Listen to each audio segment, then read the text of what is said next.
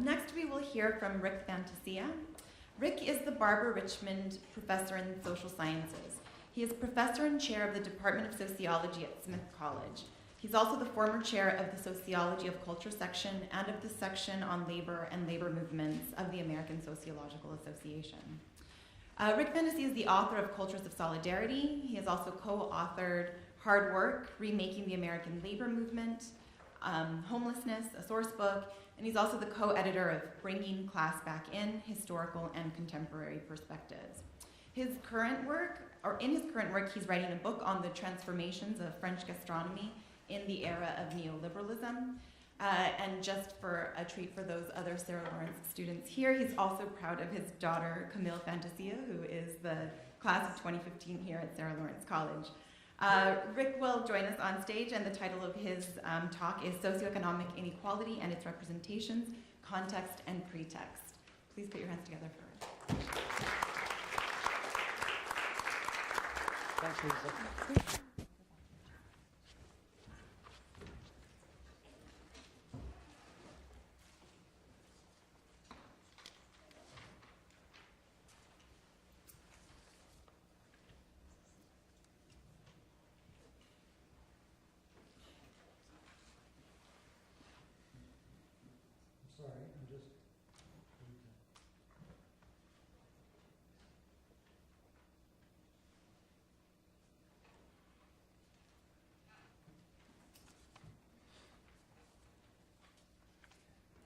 Hi, sorry. Listen, many thanks for this invitation to the president, to whoever funded this, and special thanks to David Peretz for putting this together, and whoever helped him, and I know there were many others. It's really an honor to be among such a distinguished group of scholars and practitioners and activists. I'm particularly excited to be here, as Louisa said, because my daughter's a student here. I've toured this campus before, so it feels kind of familiar. I've also worked at a liberal arts college for my entire career at Smith, and have been waiting for a conference on this topic for some 3 decades. So thank you. Some of the ideas I want to sort of put out to you have been sparked in conversations with colleagues and administrators, both as individuals and in committee meetings, not only conversations, but some disagreement. Some of the ideas have been published in one form or another over the past decade or so. And what I want to do, though, is to offer a view of what I see as the situation of socioeconomic inequality in the US, in material terms, but also move over into the realm of the symbolic representation of those inequalities. That is, to identify what I view as central conditions materially, and then to consider how these conditions tend to be represented or misrepresented symbolically. In doing so, I want to consider, in more of a suggestive than a systematic way, the place of the liberal arts as an institution and as an intellectual stance in relation to this material situation. In my view, socioeconomic inequality is framed in and by the relationship of labor and capital and its trajectory in American society. That relationship between labor and capital serves as the context for other forms of inequality, however indirectly they are, or the relationship is, including racial stratification and gender inequality and age discrimination, youth unemployment, ethnic segmentation of labor markets, and the marginalization of immigrants. I want to offer up a kind of just elements of a tableau of socioeconomic inequality, and to just note certain statistical realities. First, in terms of income. As most of us know, income inequality has grown over the past decades, with the wages of the top 1% growing some 156% between 1979 and 2007, while the wages for the bottom 90% rose just 17% in that same period. For manual workers, wages have been virtually stagnant for some 40 years.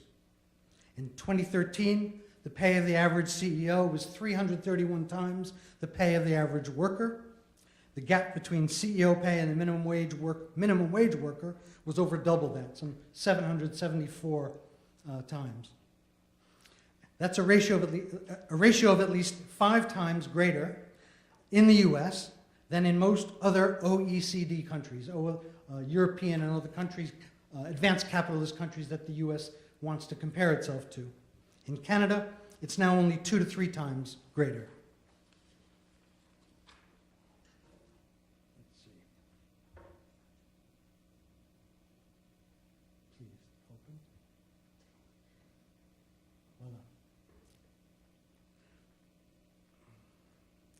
Voila. In this image, we see the divergence of CEO pay to the pay of the average worker that begins in 1973 and then takes off, stalling momentarily between 1993 and 1996 before heading into the stratosphere. While executive compensation has reached tremendous heights, wealth inequality has tended to remain stably unequal in the US, with the richest 1% owning nearly 40% of all wealth assets. The top 10% in American society own 72% of all wealth. What are the factors that have led to this situation of extreme and growing socioeconomic inequality in American society? Instead of rehearsing all the various perspectives, I'm just going to tell you mine, because I get to do that. The degree of socioeconomic inequality in the US is not, I would argue, primarily, at least, the result of technological change, quote, globalization, or a natural drive to shrink the manufacturing sectors of the economy. Although these explanations can be reasonably seen as part of the process, they tend to be strongly favored by the business press, as well as the mainstream press enthralled to business, because they seem as if they were inexorable and operating outside the sphere of human control, decision-making, and social interest. My view is neither new nor very profound, but should be recognized that the socioeconomic polarization we're witnessing, and that is on full track to continue into, who knows, the next century, is the result of capital being extraordinarily well represented, indeed firmly ensconced in the seats of power in our society, locally, regionally, and above all nationally, while labor in the United States is weakly organized and badly represented. And this, I would suggest, I'm not going to argue it now, but in fact I have, that this is a mutually constituting condition. So as capital expands its ability to represent its interests, labor's ability to advance and defend its interests are weakened, dissolved, and violated. Over the past 40 years, capital has strategically identified one of its main interests as diminishing the ability of labor to defend its interests. And so capitalists, corporate leaders, trade associations, and their political supporters have coordinated their efforts to do just that, and quite successfully. While this process has occurred in other capitalist societies, no capitalist society has been as determined or as aggressive in attacking the collective structures that have been built up for the past century in all the advanced capitalist societies, although Britain has certainly tried and gotten close. In European capitalist societies, labor's interests are advanced in various forms of representation, including works councils, labor parties, strong unions, all of which give labor in those countries a relatively loud and strong institutional presence in their societies. And it shows. This image from Thomas Piketty's book, Capital in the 21st Century, income inequality in Europe versus the US from 1900 to 2010.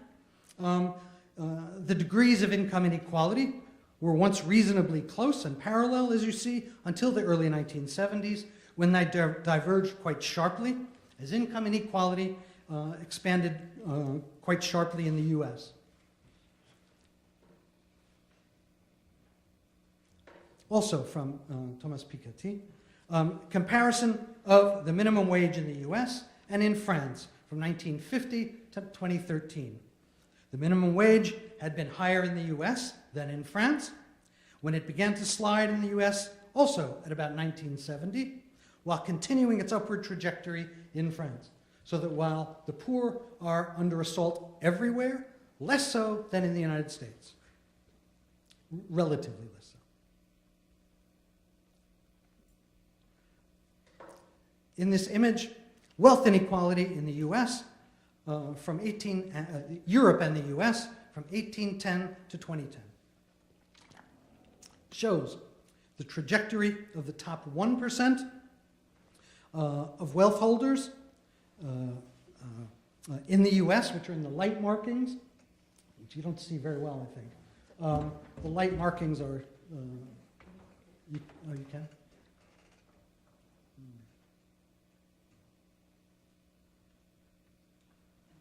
Oh, good. That was nice. Thank you. The cursor.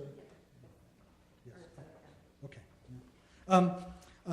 So this shows the trajectory of the top 1% and top 10% of wealth holders in the US, again in the light markings, and in Europe, the darker markings. In the US, you can look at this if you like, but in the US, trade unions happen to be the only institutional form by which labor is represented and is able then to express its collective interests. Even though unions in the US have been politically timid relative to unions elsewhere and have never represented more than a third of the US labor force, 35% at its peak in the mid-1950s, labor in the US is a multiracial and multi-ethnic and multi-gendered social formation. And this is reflected in BLS, Bureau of Labor Statistics, data from 2013, where black workers were more likely to be union members in the US than white, Asian, or Hispanic workers combined. And men had only a slightly higher union membership rate, 11.9%, than women, 10.5%.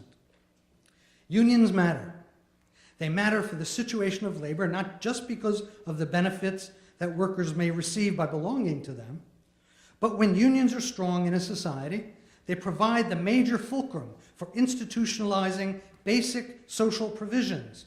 In the US, there is Medicare and Medicaid and Social Security unemployment compensation because there were once strong unions that fought for them.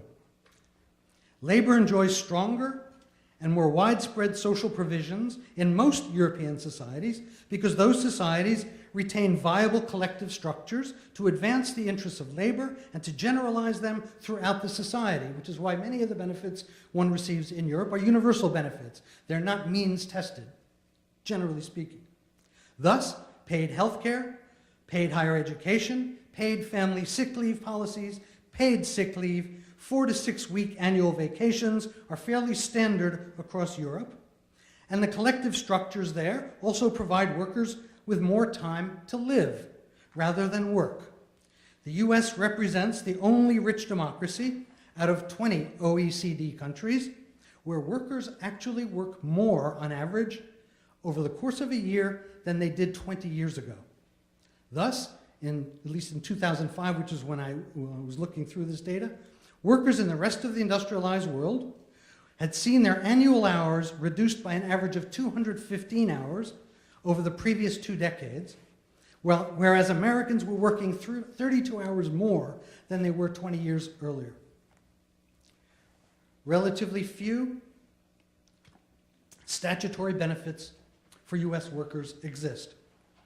There's no paid vacation time, although there are vacations, nor no mandated sick leave, although many employers give sick leave, no mandated rest breaks or bathroom breaks in the American Labor Code are mandated.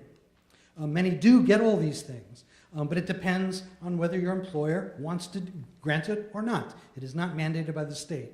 In the US, in contrast to Europe, whether workers receive such benefits from their employer tends to be a function of either, first of all, the relative tightness of the labor market and whether employers feel they need to offer benefits to retain their workforce so they don't lose them to other businesses etc. And second is the collective strength of employees and their ability to negotiate benefits with their employer. Those are the two things that allow workers to have these benefits. Unions have been the only mechanism that workers have to defend and advance their conditions of life and labor in our society. However, in the 1970s, a brutal and sustained, but largely invisible onslaught began in the American workplace that was waged systematically on two fronts simultaneously. A fierce campaign to de-unionize those workplaces where unions had already been in place, many since the 1930s and even earlier. And secondly, or simultaneously, an ongoing assault on the right of workers to organize in firms and industries that did not enjoy the strength of unions. This occurred under the public radar screen and in a system of labor relations that overwhelmingly favors employers. This is from, by the way, the National Labor Relations Board. These are unfair labor practices committed by employers that have been, quote, deemed to have merit by the National Labor Relations Board. The graph indicates the number of unfair labor practice violations against employers for impeding union activity. These they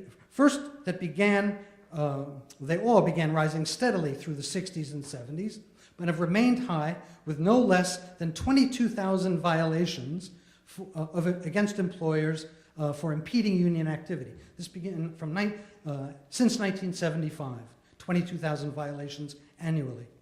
The graph also shows in the lower line, the trajectory of what's called Section 8A3 cases, or violations by employers that are specifically for the illegal discharge of workers for their union activities.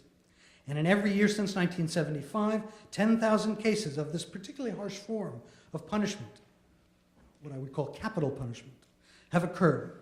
Although the number of violations appear to have dropped after 1980, this is something of an illusion, since the apparent drop actually represents a simple decline in the number of union elections that were being held yearly.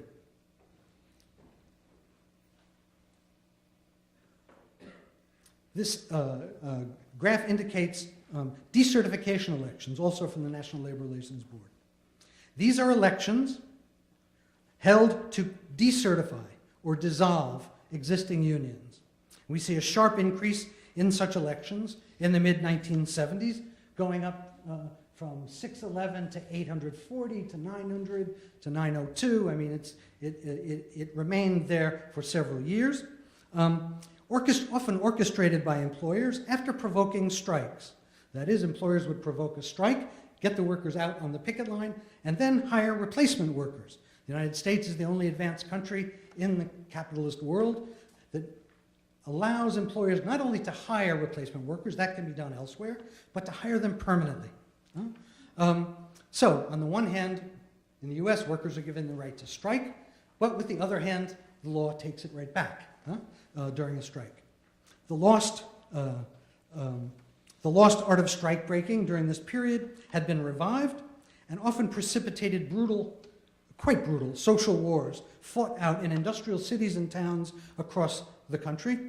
I spent in a book doing sort of case studies of these struggles across the United States. And they truly were brutal. They traumatized communities and drove down the standards of living immediately in everywhere from Detroit to Clinton, Iowa, to throughout the industrial Midwest.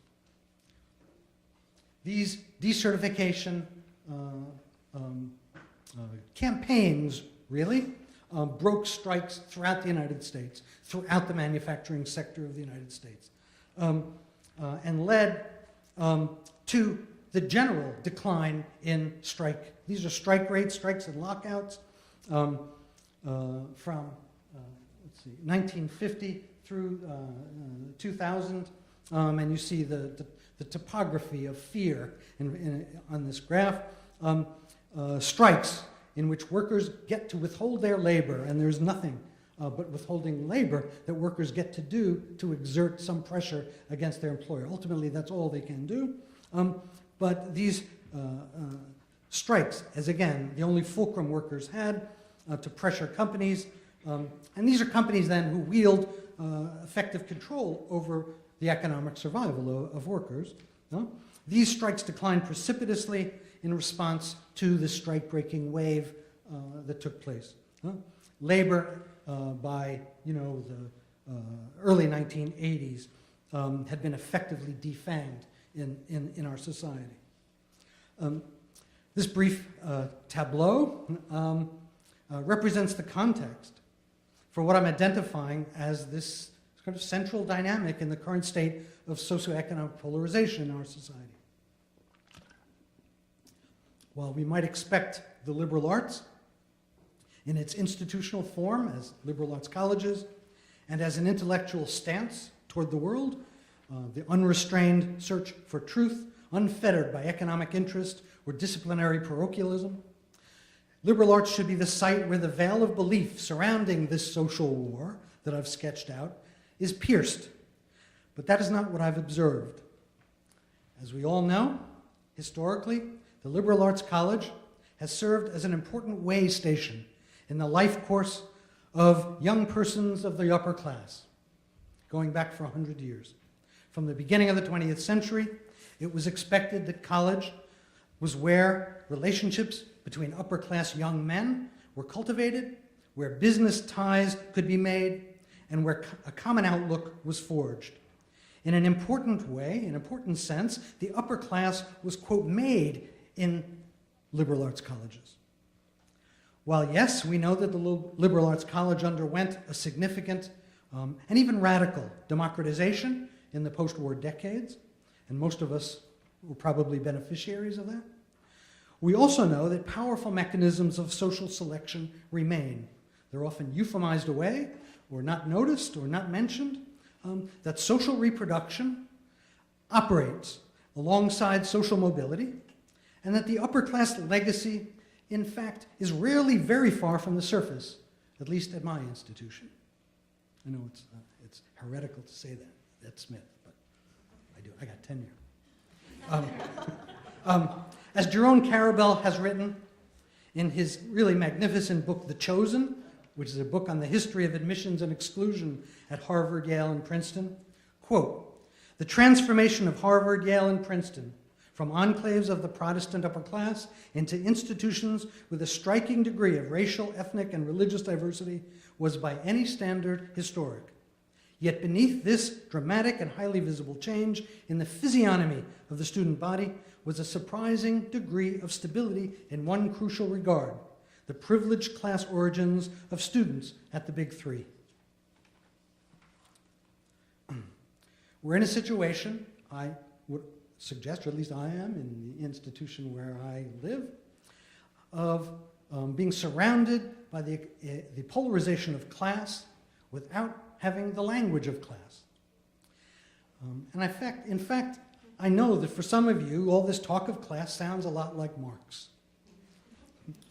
For me, it is actually informed and inspired more by the late French sociologist Pierre Bourdieu, who encouraged analysis that showed the interpenetration of production and consumption, of symbolic and material dimensions of social life.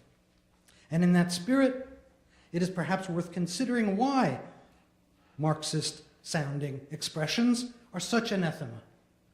What it means that concepts like class, exploitation, and that great unmentionable class struggle are essentially impossible to sort of invoke in our institutions, or at least, if not impossible, leads to, within public discourse,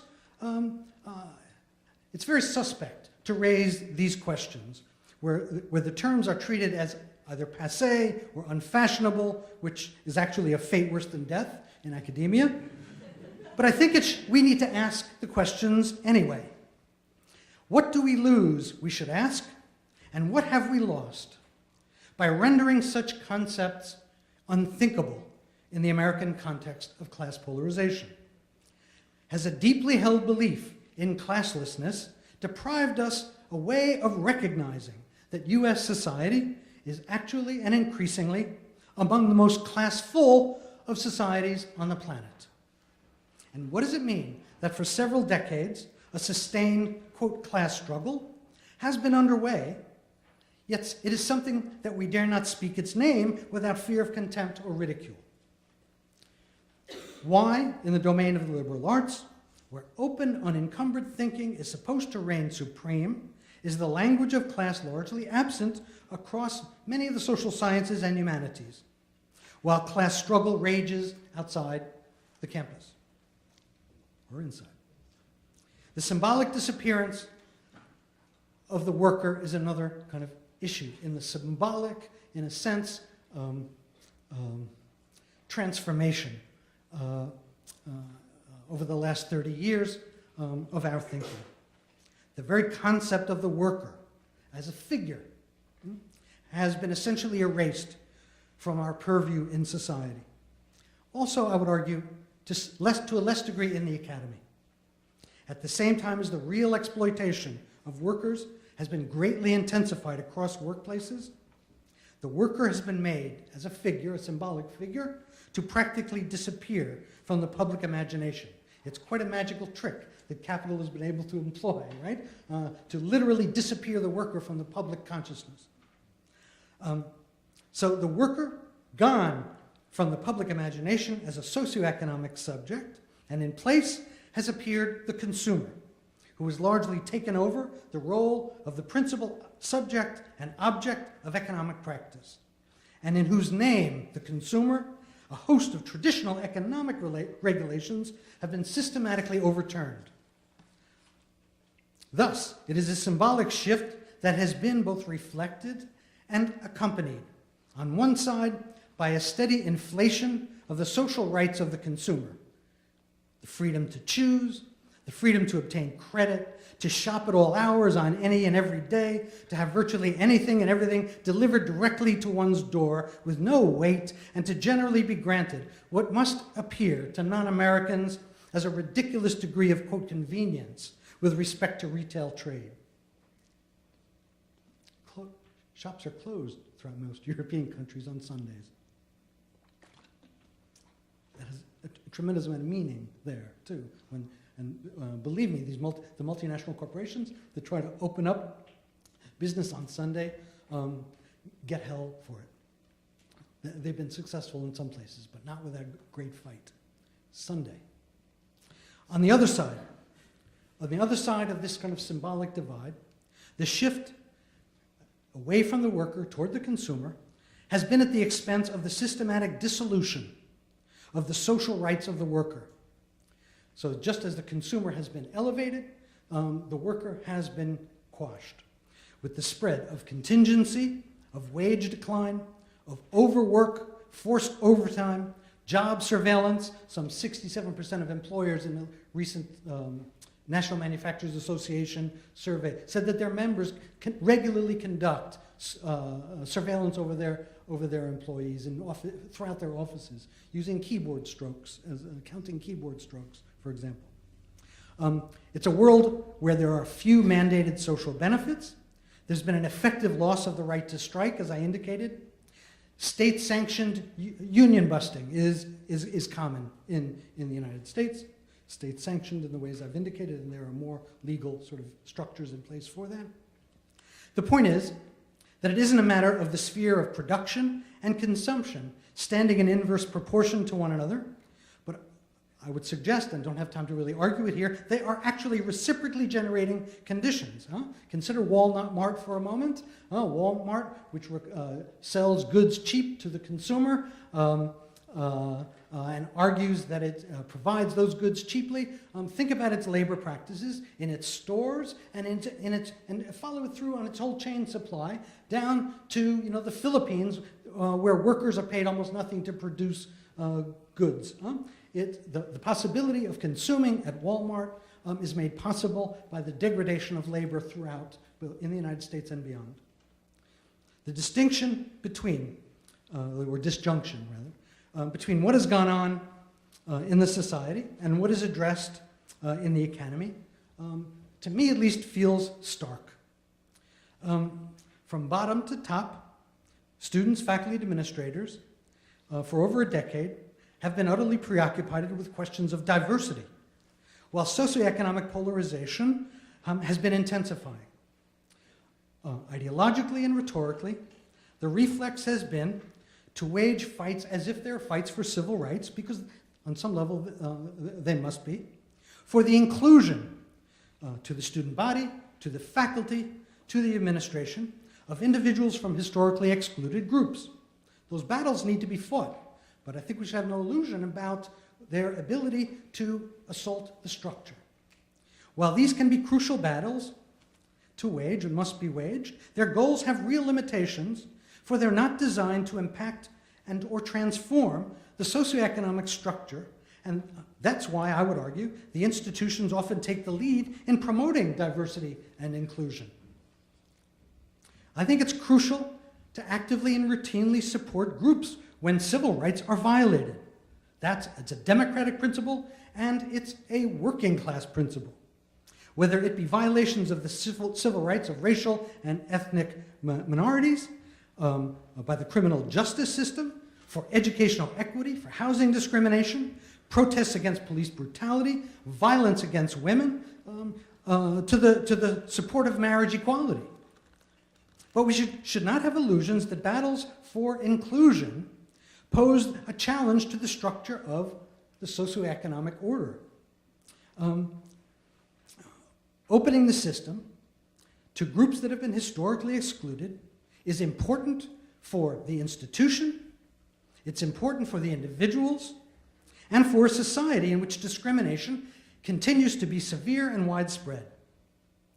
But the economic structure may not ever be assaulted if that's, in a sense, our goal. I'm asking for a kind of a different paradigm here, rhetorically and politically. I'm suggesting that we ought to consider that the historical divide between the included and the historically excluded is becoming less and less salient as those sectors of the labor market, once favored, where, say, white male workers were privileged by their access, are increasingly being shrunk and eliminated entirely. And the conditions of work and living standards of workers continue to be driven downward. Now, that's not to give white workers a pass, right? But it's creating a dire situation that also creates a new basis for solidarity across previously divided groups. And the politics of inequality, I would argue, ought to reflect this on campus and beyond, and not shrink from it. Thank you for listening.